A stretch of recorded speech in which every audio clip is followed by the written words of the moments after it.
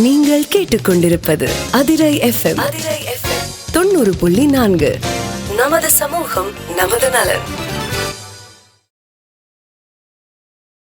என் பெயர் மருத்துவர் அன்பழகன், துணை இயக்குனர், குடும்ப நலம், தஞ்சாவூர். அதிரை நேயர்கள் அனைவருக்கும் என்னுடைய இனிய உலக தாய்ப்பால் தின வாழ்த்துக்களை தெரிவித்துக் கொண்டு, இன்று நம்மிடையே பிரபல குழந்தைகள் நல மருத்துவர்கள் தாய்ப்பாலின் முக்கியத்துவத்தை பற்றி கலந்துரையாட உள்ளார்கள். அவரிடம் சாதாரணமாக எழும் சந்தேகங்களை அவர்களிடம் தெளிவுபடுத்திக் கொள்வோம். முதலில் நம்முடைய மூத்த மருத்துவர் டாக்டர் காமராஜ் அவர்களிடம், தாய்ப்பால் வருட எந்த மாதம் கொண்டாடப்படுகிறது, கொண்டாடுவதற்கான காரணம் என்ன காமராஜ்? அனைவருக்கும் வணக்கம். என் பெயர் காமராஜ், குழந்தைகள் நல மருத்துவர், பட்டுக்கோட்டையில் ப்ராக்டிஸ் பண்ணிட்டு இருக்கோம். ஆகஸ்ட் மாதம் கொண்டாடுற குழந்தை தாய்ப்பால் விழிப்புணர்வு இதுக்கு அழைத்ததுக்கு நன்றி. வருடந்தோறும் ஆகஸ்ட் முதல் வாரத்தில் தாய்ப்பால் பற்றி விழிப்புணர்வு பற்றி ஒரு விழா வாரம் கொண்டாடுறது நம்மளுடைய வழக்கம். எதுக்காக கொண்டாடுறோம் அப்படின்னா, ஃபர்ஸ்ட் வந்து மக்களிடையே தாய்ப்பால் ஊட்டும் தாய்மார்களிடையே தாய்ப்பால் ஊட்டுதலின் முக்கியத்துவம் பற்றி அவங்க தெரிஞ்சுக்கணும். அதோட அடுத்து வர்ற ஜென்ரேஷனுக்கும் இது வந்து போய் சேரணும் அப்படிங்கிறதுக்காக அதை கொண்டாடுறோம். டாக்டர் சீனிவாசன் அவர்களுக்கு இந்த வருடத்திற்கான தீம் என்ன, அதை பற்றி கொஞ்சம் சொல்லுங்க. அனைவருக்கும் வணக்கம். நான் டாக்டர் பி சீனிவாசன், பீடியாட்ரிஷியன், குழந்தை நல மருத்துவர், அரசு பட்டுக்கோட்டை அரசு மருத்துவமனை. தாய்ப்பால் வார விழா அதை பற்றி பேசுவதற்கு என்னை அழைத்தமைக்கு நன்றி. இந்த வருஷத்துக்கான தீம் வந்து 2024க்கான தீம் வந்து closing the gap and breast feeding support for all. அனைவருக்கும் வந்து தாய்ப்பால் ஊட்டுதலை வந்து சப்போர்ட் பண்ணணும். வேறு என்னென்ன அவர்களுக்கு வந்து இடையூறாக இருக்குது அப்படிங்கிறது எல்லாத்தையும் வந்து சரி செய்யணும். இதுதான் இந்த வருஷத்தோட தீம். தாய்ப்பால் எத்தனை பிறந்ததுலேருந்து எவ்வளோ நேரத்தில் கொடுக்கணும், வேற என்னென்ன பால் கொடுக்கணும், வேற சக்கரை தண்ணி கொடுக்கலாமா, வேற அது மாதிரி இந்த வேற இதெல்லாம் இருக்குல்ல, ஹார்லிக்ஸ் இது மாதிரி இதெல்லாம் கொடுக்கலாமா? ஓகே, எது பெஸ்ட்டு மூளை வளர்ச்சிக்கு, உடம்பு வளர்ச்சிக்கு எது பெஸ்ட்டு, அதை பற்றி பேசுவோம். வணக்கம், நான் doctor Ramprakash, consultant paediatrician, doctor Ayyasamy children's hospital, Pattukkottai. தாய்ப்பால் வார விழாவுக்கு உங்கள் எல்லாரோடையும் சேர்ந்து கலந்து வசிக்கிறதுல எனக்கு ரொம்ப நன்றி. ஆஸ் அ ஜென்ரல் கைட்லைன்ஸ் வந்து தாய்ப்பால் வந்து எப்போ கொடுக்கலாம், எப்போலேருந்து ஃபஸ்ட்டு கொடுக்கலாம் அப்படின்னா, ஜென்ரல் கைட்லைன்ஸ் வந்து ஒரு நார்மல் லேபர் அப்படின்னா வித்தின் ½ hour, எல்எஸ்சிஎஸ்னால் வித்தின் 2 hours. பட் ரியலாக பார்க்க போனோம்னா ஈவன் நான் ஆப்ரேஷன் டேபிளில் கூட நம்ம வந்து மதர் மேலே தூக்கி போட்டு you can start to feed. அதனால் பிரஸ்ட் ஃபீடிங்கோட கன்சென்சஸ் என்னென்னா, ஆஸ் சூன் அஸ் பாசிபிள் நம்ம ஃபீட் ஆரம்பிக்கணும். நம்ம வந்து வெயிட் பண்ண தேவையில்லை.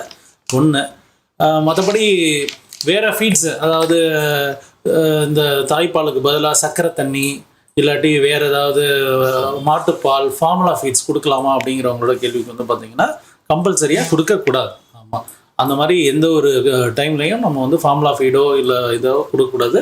குழந்தைக்கு வந்து தாய்ப்பால் தான் என்றைக்குமே உகந்தது. சில அம்மா வந்து தாய்ப்பால் பத்தலைன்னு சொல்கிறாங்க.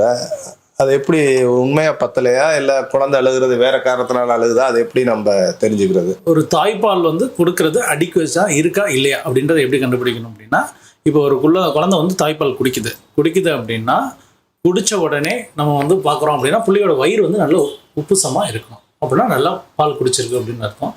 ரெண்டாவது வந்து பார்த்தீங்கன்னா, ஒரு 2 hours to 3 hours மினிமம் வந்து ஒரு குழந்தை பால் குடிச்சதுக்கப்புறம் நல்லா கம்ப்ளீட்டாக ரெஸ்ட்டில் இருக்கணும்.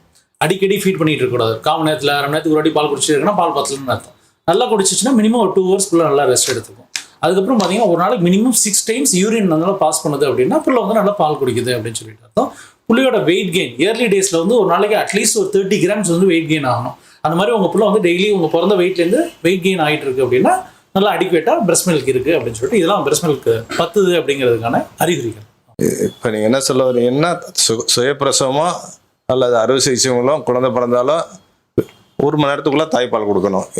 அதே மாதிரி 6 தடவை ஒன்றுக்கு போனால் தேவையான தாய்ப்பால் இருக்குன்னு அர்த்தம்.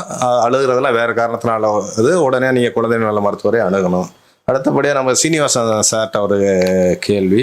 இந்த தாய்ப்பால் கொடுக்கறதுனால வர அம்மாவோட அழகுலாம் போயிடுது, அசிங்கமாயிரும் அப்படின்னு சொல்கிறாங்க. அது மாதிரி அது உண்மையா, இல்லை அம்மாவுக்கு அதனால நிறைய நன்மைகள் இருக்கா? இதை பற்றி உங்கள் கருத்தை சொல்லுங்களேன். தாய்ப்பால் கொடுக்கறது வந்து குழந்தைக்கு எவ்வளவு நன்மை இருக்கோ அதுக்கு ஈக்குவலாக வந்து தாய்மார்கள் அம்மாவுக்கு வந்து அவ்வளவு நன்மை இருக்குது. முதல்ல தாய்ப்பால் கொடுக்கறது அப்படின்றதுனால குழந்தைக்கும் அம்மாவுக்குமான பாண்டிங், பாசப்பிணைப்பு ரொம்ப அதிகமாகும். பால் குடிக்கிற குழந்தை வந்து ரொம்ப அடம் பிடிக்காது. தாய்ப்பால் குடிக்கிற குழந்தை பவுடர் பால் குடிக்கிற குழந்தைக்கும் இதுக்கும் வித்தியாசம் பார்த்தீங்கன்னா ரொம்ப அதிக அடம் பிடிக்கும், சொன்ன பேச்சு கேட்காது. பட் இது வந்து ரொம்ப அமைதியாக இருக்கும். தாய்ப்பால் வந்து உடனே சார் டாக்டர் ராம் சார் சொன்ன மாதிரி தாய்ப்பால் வந்து 1/2 hour to 2 hours இனிஷியேட் பண்ணணும் அப்படின்னு சொன்னாங்க. அதில் வந்து குழந்தைக்கு எவ்வளோ நன்மை இருக்கோ அதே மாதிரி அம்மாவுடைய அந்த கர்ப்பப்பை வந்து ரொம்ப பெருசாக இருந்திருக்கும் இல்லையா, அது வந்து உடனே சுருங்கும். ஆக்சிடாசின் அப்படின்ற இந்த இது செக்ரேட் ஆகிறதுனால, ஹார்மோன் செக்ரேட் ஆகிறதுனால அந்த கர்ப்பப்பை வந்து சுருக்கம் அடையும். தாய்ப்பால் கொடுக்குற தாய்மார்கள் ரொம்ப பளபளப்பாக இருப்பாங்க, ரொம்ப சந்தோஷமாக இருப்பாங்க. குழந்தை தாய்ப்பால் குடிக்கிறது, அது வந்து பால் கொடுக்கறது வந்து ஒரு அவங்களுக்கு ஒரு ஹாப்பி ஃபீலிங்காக இருக்கும். அது ஒரு இரிட்டேஷன் இருக்காது. அதுக்கு தகுந்த மாதிரியாக அவங்க வந்து தேவையான அந்த அயனு, இரும்புச்சத்து, கால்சியம் இதெல்லாம் எடுத்துக்கணும் 6 மாதம் வரைக்கும். கட்டாயமாக 6 மாதம் வரைக்கும் கொடுக்கணும். ரெண்டு தாய்ப்பால் மட்டும் 2 வயசு வரைக்கும் தாய்ப்பால் கொடுக்கறது நல்லது. மார்பக புற்றுநோய், அடுத்து வந்து மார்பக புற்றுநோய் வராது. மார்பக புற்றுநோய் வர்றத தாய்ப்பால் கொடுத்தீங்கன்னா மார்பக புற்றுநோய் வர்றது வந்து தடுக்கலாம். தாய்ப்பால் கொடுக்கறதுனால அந்த அம்மாவோட கெட்ட கொழுப்பெல்லாம் கரைஞ்சி ஸ்லிம்மாக அழகாக இருப்பாங்க. அதே மாதிரி மார்பக புற்றுநோய், ஓவரியன் புற்றுநோய் இதுலேருந்து அவங்கள தடுத்து காப்பாற்றுது. குழந்தை பிறந்த பிறகு ஏற்படுகிற இரத்தப்போக்கையும் தாய்ப்பால் கொடுப்பதனால தடுத்து நிறுத்துது. அதே மாதிரி ஒரு 6 மாதம் கர்ப்பம் தரிக்கிறதையும் இந்த தாய்ப்பால் இயற்கையாகவே தடுத்து நிறுத்துது. அதற்கு நேச்சுரல் கான்ட்ராசெப்டிவ்ஸ், நேச்சுரல் ஒரு அதனால தொடர்ந்து 6 மாதத்துக்கு தாய்ப்பால் மட்டும் கொடுக்கணும். 2 வருஷத்துக்கு இணை உணவோட தாய்ப்பால் கொடுக்கணும். ஏன்னா அப்போ தான் மூட வளர்ச்சிக்கு தேவையான அதில் உள்ள சில அமிலங்கள் இருக்கிறது. அது வந்து மிக அறிவான குழந்தைகளுக்கு உருவாக்குறதுக்கு தாய்ப்பால் முக்கிய அவசியம். அடுத்தது நம்முடைய காமராஜ் சார் அவர்கிட்ட ஒரு சில சந்தேகங்களை கேட்டு நிவர்த்தி பண்ணிக்குவோம். தாய்ப்பால் குடிப்பதனால் குழந்தைக்கு என்னென்ன நன்மைகள்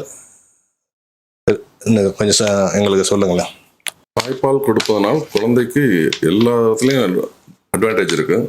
ஃபஸ்ட்டு பார்த்தீங்கன்னா தாய்ப்பால் வந்து அன்அடல்ட்ரேட்டட், அது ஒரு கலப்படம் இல்லாத சத்தான அமுத உணவு. அதுதான் ஃபஸ்ட்டு இது. ஆனால் வேறு எது கொடுக்குறதுனால உள்ள டிஸ்அட்வான்டேஜ் சொல்கிறத விட இது அட்வான்டேஜ் என்னன்னு பார்த்தீங்கன்னா அதில் இருக்கிற இம்யூனோகுளோபின்ஸ்லாம் வந்து நோய் எதிர்ப்பு சக்தி குழந்தைக்கு கொடுக்குது. அதனால குழந்தைங்களுக்கு பார்த்தீங்கன்னா அடிக்கடி இந்த சுவாச கோளாறு வர பிரச்சனை கம்மியாகும், வயிற்றுப்போக்கெலாம் கம்மியாக இருக்கும், சரும பிரச்சனைகள்லாம், ஸ்கின் டிசீஸ்லாம் நிறைய வராமல் ப்ரிவென்ட் பண்ணுறது தாய்ப்பாலோட முக்கிய பங்கு. தாய்ப்பால் கொடுக்காம நிறைய பேர் அது ஃபார்முலா ஃபீட் கொடுக்கறதுனால உள்ள டிஸ்அட்வான்டேஜும் சேர்த்து சொல்லிடலாம். அது எவ்வளோதான் இங்கே ஃபார்முலா ஃபீடு கொடுக்கும்போது ஜாக்கிரதையாக இருந்தாலும் அது மூலமாக இன்ஃபெக்ஷன் ஆகிறதுக்கு நிறைய சான்ஸ் இருக்குது. அதில் கொடுக்குற கலோரி, அதில் இருக்கிற சத்தெல்லாம் நம்ம தாய்ப்பாலுக்கு இணைன்னு சொல்ல முடியாது. அதனால் தாய்ப்பால் தான் இருக்கிறதுலே பெஸ்ட்டு. அது 6 மாதம் சார் சொன்ன மாதிரி 6 மாதத்துக்கு தாய்ப்பால் மட்டுமே கொடுத்தால் போதுமானது. 2 வயசு வரைக்கும் தாய்ப்பால் கொடுக்கலாம் இணையனுடன். அதுக்கு மேலே கொடுக்குறது அவங்களோட சாய்ஸ். கிராமத்திலலாம் சொல்கிறாங்க பிறந்தோடனே இந்த சீம்பால் கொடுக்கக்கூடாது, அது பீச்சி வெளியில் ஊற்றிடுற கணத்தில் அது குழந்தைக்கு மிக கெடுதலான உணவுங்கிறாங்க. அது உண்மையா? இது எல்லாத்துக்கும் எல்லாரும் நிறைய பேர் கேட்குற கேள்வி இது. ஆக்சுவலாக பார்த்தீங்கன்னா சீம்பால் கொலஸ்ட்ரால்னு சொல்கிறோம் இல்லையா, அது வந்து ரொம்ப ரொம்ப முக்கியமான இது குழந்தைக்கு அந்த இயர்லி ஸ்டேஜஸில். ஒரு குழந்தை உதாரணத்துக்கு பார்த்தீங்கன்னா குழந்தை வந்து ஒரு ப்ரீடம் பேபிஸ், ஒரு 40 வாரத்துக்கு முன்னாடியே பிறக்க குழந்தைங்க, 30 வாரத்துலேயே ஒரு குழந்தை பிறக்குது, இல்லை 32 வாரத்தில் ஒரு குழந்தை பிறக்குதுன்னு வச்சுக்கோங்களேன்.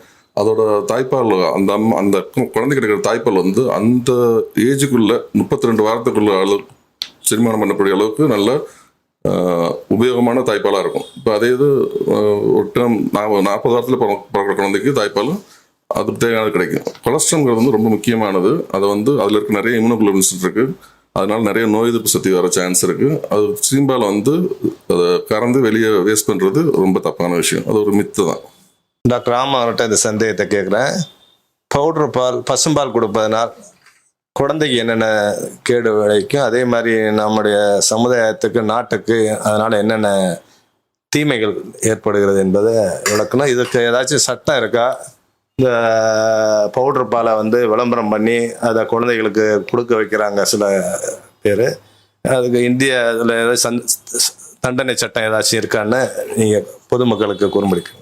ஸோ ஃபஸ்ட்டு வந்து பாட்டில் ஃபீடிங்னால உள்ள அட்வர்ஸ் எஃபெக்ட்ஸ், குழந்தைங்களுக்கு, நாட்டுக்கு ஃபினான்ஷியலாக என்ன பிரச்சனை அப்படின்னு பார்க்கணும். இது ரெண்டாவது பார்ட் ஆஃப் த கேள்வி என்னென்னா, லீகலாக தாய்ப்பால் இல்லாமல் பாட்டில் பாலை வந்து கொடுக்கலாமா, அதனால் ஏதாவது லீகல் இம்ப்ளிகேஷன்ஸ் இருக்கான்னு கேட்குறீங்க. So first part of the question வந்து ஆன்சர் வந்து பார்த்தீங்கன்னா, தாய்ப்பால் வந்து டெய்லர் மேட் மாதிரி. ஆமாம், அது வந்து இப்போ ஒரு ப்ரீடம் பிள்ளைனா, குறை மாதம்னா அதுக்கேற்ற மாதிரி சுரக்கும், நிற மாதம் பிள்ளைனா அதுக்கேற்ற மாதிரி தனியாக சுரக்கும், அந்த பாலுக்கான கேரக்டரிஸ்டிக்ஸ் மாறும். ஆமாம், இதே நம்ம வந்து பாட்டிலில் வாங்குறோன்னா அந்த மாதிரி இருக்காது, நம்பர் 1. ரெண்டாவது வந்து பார்த்தீங்கன்னா, மூல வளர்ச்சிக்கான நல்ல சத்துக்கள் வந்து பார்த்திங்கன்னா தாய்ப்பாலில் தான் இருக்குது. பாட்டில் ஃபீல்டில் அதுக்கான சத்துக்கள் வந்து அவங்களால பண்ண முடியாது, இப்போ வரையும் பண்ண முடியல. அதுக்கப்புறம் பார்த்திங்கன்னா, சில நோய்கள் லைக் நிமோனியா, டயேரியா, இந்த மாதிரியான நோய்கள் வந்து பாட்டில் பால் குடிக்கிற பிள்ளைங்களுக்கு வரும். அப்புறம் சடன் இன்ஃபன்ட் டெத் சிண்ட்ரோம்னு சொல்லுவோம். திடீர்னு சில பிள்ளைங்கள் வந்து தூங்கிட்டு இருக்கும், டக்குன்னு பார்த்தா காலைல பார்த்தா இறந்துருக்கும். அது வந்து பார்த்தீங்கன்னா பாட்டில் பால் குடிக்கிற பிள்ளைகளில் வந்து நிறைய நடக்கும். இந்த சடன் இன்ஃபன்ட் டெத் சிண்ட்ரோம்லாம் வந்து பார்த்தீங்கன்னா தாய்ப்பால் குடிக்கிற பிள்ளைங்களுக்கு நடக்காது. ஆமாம்.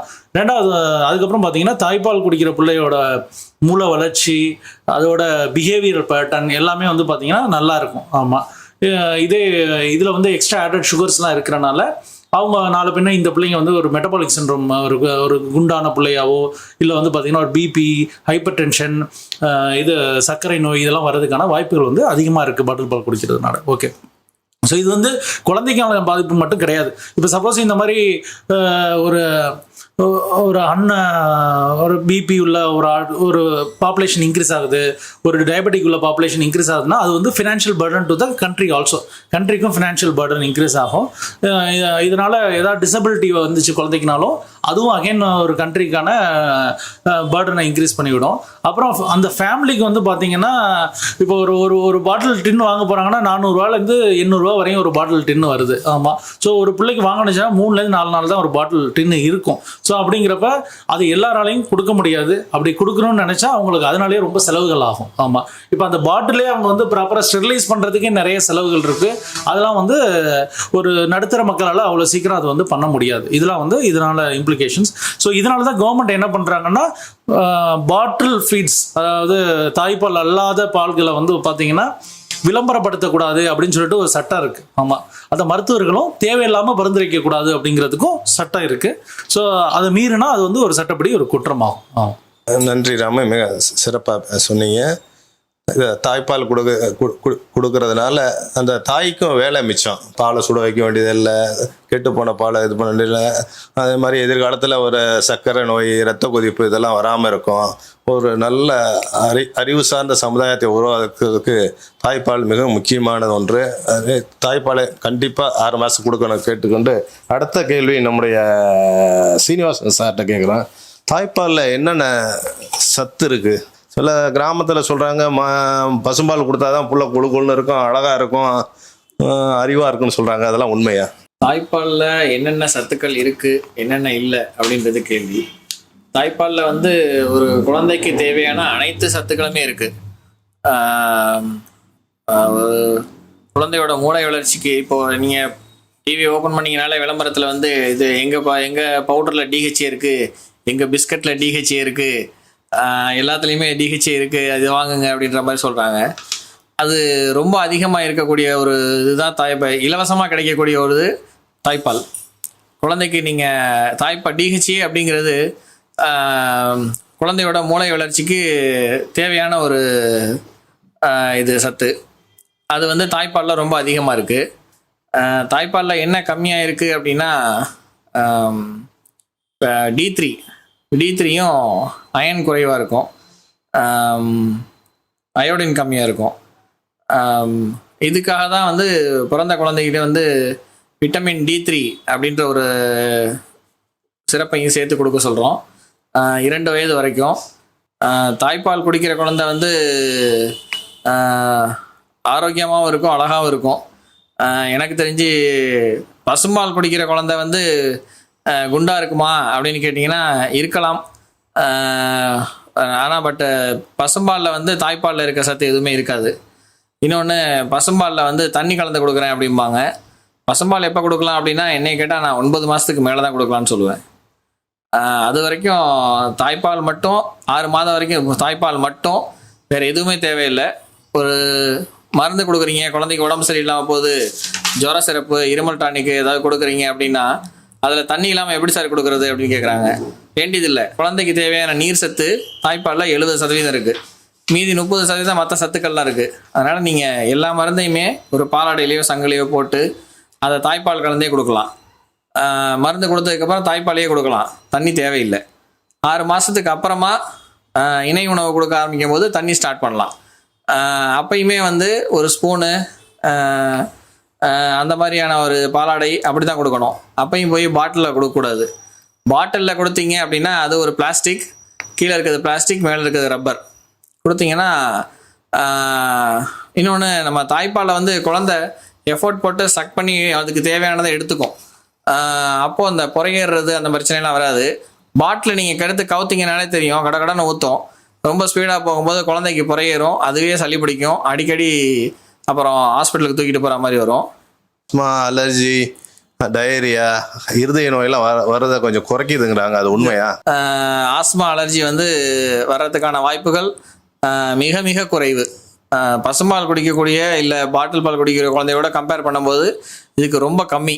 பாட்டில் பால் குடிக்கிற குழந்தையோ இல்லை பசும்பால் கொடுக்குற குழந்தையோ வந்து அடிக்கடி ஹாஸ்பிட்டல் வர்றதை பார்க்கலாம். நீங்கள் தாய்ப்பால் கொடுக்குறேன், தாய்ப்பால் அப்புறம் ஏமா அடிக்கடி சளி பிடிக்குது அப்படின்னா பக்கத்துலேயே அந்த அம்மா ஒரு பாட்டில் எடுத்து காட்டும். சார் அது பத்தலை சார், அதனால் இதையும் சேர்த்து கொடுக்குறேன் அப்படின்னு சொல்லிட்டு. சார் சொன்ன மாதிரி பாட்டில் பால் கொடுக்குறீங்க அப்படின்னா வந்து ஒரு குழந்தைக்கு 3 நாளைக்கு 400 ரூபா அப்படின்னா ஒரு மாதத்துக்கு 4000 6,000 ரூபாய் செலவாகும். இது வந்து ஒரு குடும்பத்துக்கு ஒரு மிகப்பெரிய சுமை. அதுக்கு நீங்கள் அந்த அம்மாவுக்கு நல்ல சாப்பாடு வாங்கி போட்டிங்கன்னா, ஊராம்புள்ளையை ஊட்டி வளர்த்தா தாம்புள்ள தானே வளரும் அப்படின்னு சொல்லுவாங்கள்ல, அதுதான் அது. அம்மாவை நல்லா ஊட்டி வளர்த்திங்கன்னா குழந்தை நல்லா வளரும். அம்மாவுக்கு தாய்ப்பால் ஊறுறதுக்கான உணவுகள் நிறைய கொடுக்கணும், சந்தோஷமாக வச்சுக்கணும். அந்த நேரங்களில் பிரசவ காலத்தில் எவ்வளோ சந்தோஷமாக வச்சுக்கிறீங்க அப்படிங்கிறத அதை விட வந்து தாய்ப்பால் கொடுக்கும்போது அவங்க இன்னும் ரிலாக்ஸாக இருக்கணும். ஸ்ட்ரெஸ் அதிகமாக இருந்துச்சு அப்படின்னா சுரக்கிறது குறையும். அதனால் சந்தோஷமாக இருக்கணும் அவங்க அந்த நேரத்துலையும். அதுக்காக தான் அயன், கால்சியம்லாம் சாப்பிட சொல்கிறோம். இன்னொன்று, கார்டியாக் டிசீஸ், இருதய சம்பந்தமான நோய்கள், அதுவும் வந்து வர்றதுக்கான வாய்ப்புகள் மிக மிக குறைவு தாய்ப்பால் குடிக்கிற குழந்தைக்கு. அதே மாதிரி தாய்ப்பால் குடிக்கிற குழந்தைக்கு ஐக்கு ரொம்ப அதிகமாக இருக்குங்கிறாங்க, அது உண்மையா? தாய்ப்பால் குடிக்கிற குழந்தை கண்டிப்பாக அறிவாளியாக இருக்கும். மற்ற இதோட கம்பேர் பண்ணும்போது, ஃபார்முலா ஃபீட் பசும்பாலோட கம்பேர் பண்ணும்போது ஐக்கு ரொம்ப ஜாஸ்தியாக இருக்கும், புத்திசாலியாக இருக்கும், ஃபஸ்ட்டு மார்க் எடுக்கிற குழந்தையாக இருக்கும் அது. இப்போ டாக்டர் சீனிவாசன் சார் சொன்ன மாதிரி உடம்பை வளர்க்குறதுன்னா பசும்பால், மூளையை வளர்க்குறதுன்னா தாய்ப்பால். இப்போ கிராமத்துலலாம் பத்தியம் போடணுங்கிறாங்க குழந்தை பிறந்தோடனே. அது எத்தனை நாளைக்கு பத்தியம் போடணும்? அப்படி இருந்தால் குழந்தை பிறந்த பிறகு எவ்வளோ கலரி எக்ஸ்ட்ரா சாப்பாடு கொடுக்கணும்? என்ன மாதிரி சாப்பாடு கொடுக்கணும்? அசைவம்லாம் கொடுக்கலாமா? அதை பற்றி கொஞ்சம் சொல்லுங்களேன். ரொம்ப முக்கியமான ஒரு கேள்வி இது. ஆக்சுவலாக குழந்தை பிறந்ததுக்கு அப்புறம் பத்தியம் போடுறதுங்கிறது வந்து ஒரு மித்து தான், ஒரு மூட நம்பிக்கைன்னு சொல்லலாம். அப்படிலாம் எதுவுமே பத்தியெல்லாம் கிடையாது. எப்பயும் சாப்பிட்ற அவங்களுக்கு அவங்க உடம்புக்கு ஒத்துக்கிற சாப்பாடு எப்பயும் சாப்பிட்ற அளவோட கொஞ்சம் அதிகமாக தேவைப்படும். இது வந்து நம்ம எந்த சாப்பாடும் எடை போட்டு இவ்வளோதான் சொல்கிறது இல்லை. உதாரணத்துக்கு சொல்லணும்னா, எப்பயும் சாப்பிட்ற சாப்பாடோட ஒரு 50% அதிகமாக தாய்ப்பால் விட்டுற தாய்மார்களுக்கு கொடுக்கணும். இப்போ உதாரணத்துக்கு 4 இட்லி சாப்பிட்றவங்களா இருந்தால் காலையில் பிரேக்ஃபாஸ்ட்டுக்கு தாய்ப்பால் கொடுக்குற ஸ்டேஜஸ் வரும்போது அவங்க 50%, 4 + 2 இட்லி சேர்த்து 6 இட்லி அளவுக்கு எடுத்துக்கணும். இது ஒரு ஒர்க்கிங் ஃபார்முலா மாதிரி தான். இது வந்து இவ்வளோ கலரி அப்படின்னு நம்ம டே டு டே லைஃப்பில் கால்குலேட் பண்ண முடியாது. புரதச்சத்து அதிகமாக எடுத்துக்கணும். நிறைய பருப்பு இது சேர்த்துக்கலாம், நெய் சேர்த்துக்கலாம், காய்கறி, பழம் இதெல்லாம் எப்பயும் சாப்பிட்றத கொஞ்சம் எக்ஸ்ட்ரா எடுத்துக்கலாம். நெய் கூட சேர்த்துக்கலாம். நான் வெஜிடேரியன் வந்து அவங்க உடம்புக்கு ஒத்துக்கிற பட்சத்தில் நான் வெஜிடேரியன் சிக்கன், மீட்டு, சீ ஃபுட்ஸ் கூட அவங்க ஒத்துக்கணும் எடுத்துக்கலாம். சில பேருக்கு வந்து நண்டு, இறால் ஒத்துக்காதுன்னா தாய்ப்பால் கொடுக்குறப்ப அதை அவாய்ட் பண்ணிக்கலாம். ஆனால் வந்து அந்த அம்மாவுக்கு தாய்ப்பால் கொடுக்குறப்ப நண்டு இது கொடுக்கறதுனால குழந்தைக்கு எந்த சுகாதார இதுவும் வர்றதில்லை, எந்த நோயும் வர்றதில்லை. ஒரு 4 இட்லி சாப்பிட்றவங்க இன்னும் 2 இட்லி எக்ஸ்ட்ரா சேர்த்து சாப்பிட்லாம். எப்பயும் வந்து 2 கரண்டி சாதம் வைக்கிறவங்களுக்கு 3 கரண்டி சாதம் வைக்கலாம்.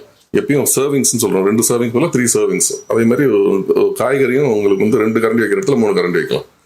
அது வந்து நிறைய பேர் வந்து நிறைய பேர் என்ன சொல்கிறாங்கன்னா, குழந்தை பிறந்ததுக்கு அப்புறம் சாப்பாடை கம்மி பண்ணுறாங்க. தாய்ப்பால் அது வந்து ரொம்ப ஒரு தவறான அணுகுமுறை. தாய்ப்பால் கொடுக்குறப்போ எப்பயுமே சாப்பாடு வந்து அதிகமாக தேவைப்படும். அதனால வந்து தாய்ப்பால் ஊட்டும் தாய்மார்களுக்கு சாப்பாடு வந்து எப்பயும் கொடுக்கறதோட ஒரு 50% அதிகமாக தேவைப்படும். குழந்தை பிறந்த பிறகு எந்த வேற பத்தியும் இல்லாமல் அனைத்து விதமான உணவையும் கொடுக்கலாம். அந்த தாய்மாருக்கு 600 கலோரி எக்ஸ்ட்ரா தேவைப்படும். அதுக்காக ஒரு முழு சாப்பாடை மாலை நேரம் அந்த தாய்க்கு கொடுத்தா அது மிகவும் பயனுள்ளதாக இருக்கும். அடுத்ததாக நம்முடைய ராம் சாட் அவர் கேள்வி கேட்குறேன். இப்போ தாய்ப்பால் கொடுக்கும்போது அந்த குழந்தைக்கு பாசப்பிணைப்பெல்லாம் அதிகமாகுங்கிறாங்க, அது உண்மையா?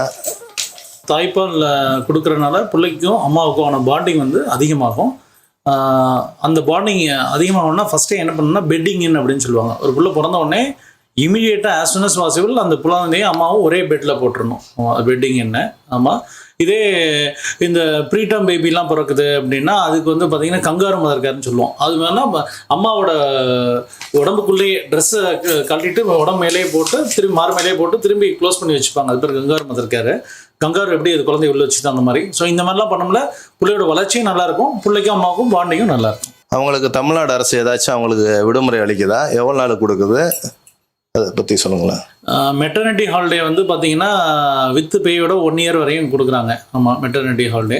ஸோ ப்ளஸ் வந்து தமிழ்நாடு அரசு வந்து என்ன பண்ணுறாங்கன்னா, இப்போ பொது இடங்களில் வந்து பார்த்தீங்கன்னா தாய்ப்பால் கொடுக்கறதுக்குன்னு தனியான அறைகள் வந்து கம்பல்சரியாக எல்லா பப்ளிக் பிளேசஸ்லையுமே, பஸ் ஸ்டாண்ட் இன்க்ளூடிங் எல்லா இடத்துலையும் ஃபீடிங் ரூம்ஸ் வந்து வைக்கணும், ஹாஸ்பிட்டல்ஸில் வைக்கணும், பெரிய பெரிய மால்ஸ்லாம் வைக்கணும் அப்படின்னு சொல்லியிருக்காங்க. ஆமாம். ஸோ இந்த மாதிரி கவர்மெண்ட் வந்து அவங்களுக்கு அனைத்து விதமான இது கொடுக்குது. அப்புறம் வந்து சில முத்துலட்சுமி ரெட்டி இந்த மாதிரி ஸ்கீம்லாம் வந்து பார்த்தீங்கன்னா டெலிவரி ஆன உடனே அவங்களுக்கு சில அமௌண்ட்டு இதெல்லாம் கொடுக்குறாங்க. இப்போ தனியார் இதில் அவசர வேலையாக வெளியூருக்கு ஒரு வேலையாக போகும்போது தாய்ப்பாலை எடுத்து ஃப்ரிட்ஜில் வச்சுட்டு திரும்ப சாயந்தரம் எடுத்து அதை கொடுக்கலாமா? அதாவது வந்து பார்த்தீங்கன்னா ஒரு பாலை வந்து சர்வசாதாரணமாக வெளியே வந்து ஒரு மேக்ஸிமம் 2 to 3 ஹவர்ஸ் வரையும் வச்சுக்கலாம். இப்போ வந்து ஃப்ரிட்ஜில் வந்து நீங்கள் தூக்கி வைக்கிறீங்க, ஃப்ரிட்ஜில் கூட தேவையில்லை. இப்போ ஆர்டினரி ஒரு சில்லர் பாக்ஸ்ன்னு சொல்லுவோம், அந்த மாதிரி சில்லர் பாக்ஸில் கூட நம்ம 6 to 8 ஹவர்ஸ் வச்சுக்கலாம். ஆமாம். ஃப்ரிட்ஜில் வச்சோம்னா ஒரு 12 ஹவர்ஸ் கூட வைக்கலாம். இதே -20 ஃப்ரீசர்ஸில் வச்சோம்னா 3 months கூட வச்சுக்கலாம். ஒரே விஷயம்னா இந்த பாலை வந்து திரும்பி நம்ம எடுத்து பண்ணணும். பண்ணுறதுனா உருக்கணும். அது வந்து பார்த்தீங்கன்னா மைக்ரோவேவ் யூஸ் பண்ணக்கூடாது. மைக்ரோவேவ் மட்டும் தாய்ப்பால் வந்து என்றைக்குமே மைக்ரோவேவில் வைக்கக்கூடாது. வச்சா அது விஷமாக மாறக்கூடிய தன்மைகள் இருக்குது மைக்ரோவேவில் வச்சா. அதனால் தாய்ப்பாலை வந்து வெளியே ரூம் ஏர்லேயே வச்சு நீங்கள் உருக்கலாம். இல்லை வந்து கொஞ்சம் மைல்டான வார்ம் வாட்டர் வச்சு அதில் அந்த கப்பை உள்ளே வச்சு கூட நீங்கள் அந்த வந்து இது பண்ணிக்கலாம். பெஸ்ட்டு வந்து எப்போதுமே ரொம்ப வீட்டில் உள்ளவங்க வந்து ஸ்டோர்லாம் பண்ணி வைக்கக்கூடாது. எடுத்து நீங்கள் வெளியே வச்சுக்கலாம். வச்சுட்டு ஒரு 1 or 2 hours வச்சுட்டு கூட நீங்கள் கொடுத்துக்கலாம். ஆமாம்.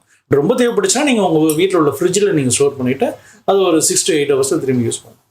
அதே மாதிரி ராம் சார், அது ஏதோ பிளட் பேங்க்னு இப்போ எங்கே பார்த்தாலும் வச்சுருக்காங்க. அது மாதிரி மில்க் பேங்க்னு இருக்காமல் அதில் மில்கை எவ்வளோ நாள் ஸ்டோர் பண்ணலாம்? அந்த மில்கை யாருக்கெல்லாம் கொடுப்பாங்க? நம்ம போய் யாராச்சும் விருப்பம் தான் தாய்ப்பாலை கொண்டு அந்த மில்க் பேங்கில் கொடுத்துட்டு வரலாமா? ஸோ இந்த மில்க் பேங்க் வந்து பார்த்தீங்கன்னா இப்போ எல்லா மருத்துவக் கல்லூரிகள் அப்புறம் முக்கியமான ஊர்களில் வந்து மில்க் பேங்க் வந்து இப்போ இருக்குது, ஃபங்க்ஷனிங்கில் இருக்குது. பெரிய பெரிய NICUs இருக்கிற இடத்துலலாம் இருக்குது. இதுக்கு யார் டோனார்னா யாரெல்லாம் தாய்ப்பால் சுரக்கிற அம்மாக்கள் யார் வேணாலும் அவங்களுக்கு எந்த வித நோய்கள்லாம் பரவக்கூடிய நோய்கள் இல்லைன்னா அவங்க வந்து அந்த பாலை வந்து கறந்து அங்கே கொடுக்கலாம் அம்மாக்கள். ஆமாம். இப்போ இது யாருக்கெல்லாம் கொடுப்பாங்க, அந்த பாலை எடுத்து யாருக்கெல்லாம் யூஸ் பண்ணுவாங்க அப்படின்னா, சில ஹாஸ்பிட்டலில் பிறக்கிற குழந்தைங்களுக்கு வந்து பார்த்தீங்கன்னா தாய்ப்பால் அவங்க தாய்கிட்ட அந்த அளவுக்கு பால் இருக்காது. இல்லை அந்த அம்மா வந்து பார்த்தீங்கன்னா கொஞ்சம் சிக்காக இருக்கலாம், இல்லை ஒரு சீரியஸான கண்டிஷனில் அம்மா இருக்கலாம், அந்த மாதிரி டைமில் இருக்கலாம். இப்போ NICUஸில் வந்து சில நேரம் இப்போ தாய்ப்பால் தேவைப்படும்ல, பிரஸ்ட் மில்க் பேங்க்கில் போய் வாங்கிக்கலாம். அந்த மாதிரி தாய்ப்பால் கிடைக்காத சுச்சுவேஷனில் நம்ம அந்த இதுலேருந்து யூஸ் பண்ணிக்கிறாங்க. அது ரொம்ப யூஸ்ஃபுல்லாக தான் இருக்குது மக்களுக்கு. மிக சிறப்பாக அனைத்து சந்தேகங்களுக்கும் பதிலளித்த நம்முடைய மருத்துவர்களுக்கு அதிரை FM சார்பாக எங்களுடைய நன்றியை தெரிவித்துக் கொண்டு விடைபெறுகிறேன். நன்றி. நீங்கள் கேட்டுக்கொண்டிருப்பது அதிரை FM 90.4. நமது சமூகம் நமது நலன்.